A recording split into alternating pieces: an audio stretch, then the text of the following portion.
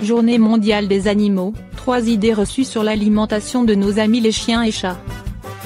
Ce vendredi 4 octobre, les habitants du monde entier célèbrent leurs amis les animaux de compagnie à l'occasion de la Journée mondiale des animaux.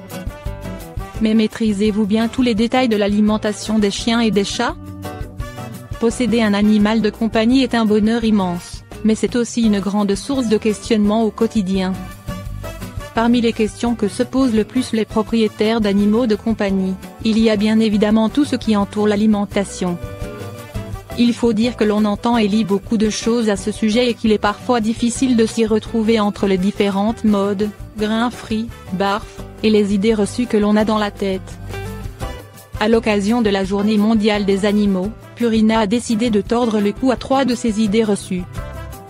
Le lait est-il mauvais pour les chats? La consommation de lait est proscrite uniquement si le chat ne le tolère pas. S'il n'est ni allergique ni intolérant au lactose, le possesseur peut donner à son cher compagnon une petite quantité d'environ 40 ml par jour, soit 2 cuillères à soupe et demie. Attention toutefois à donner uniquement du lait spécialisé pour les chats et non du lait de vache. Surtout lorsque le chaton est en cours de sevrage, puisqu'ils perdent leur faculté de digérer le lactose. Les céréales, est-ce que les chiens et les chats peuvent en consommer? Les chiens sont classés comme des omnivores. Cela signifie que les chiens sont capables de couvrir tous leurs besoins nutritionnels à partir d'ingrédients d'origine animale et végétale. Les chats sont eux des carnivores stricts. Cela veut dire que l'alimentation des chats doit comporter de la viande, mais pas seulement. Les céréales contiennent des glucides qui fournissent de l'énergie tout au long de la journée, mais aussi des fibres, des acides gras essentiels, des vitamines du groupe B, des antioxydants, des protéines et des oligo-éléments qui jouent un rôle positif à plusieurs niveaux.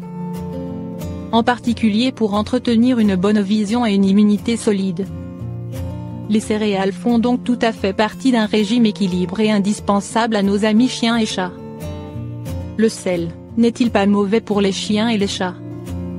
Le sel est une source de minéraux essentiels, le sodium et le chlore, dont les chats et les chiens ont absolument besoin pour que leur santé et leur métabolisme fonctionnent de manière optimale. Le sel est composé de sodium et de chlore, 2 minéraux indispensables aux chiens et aux chats.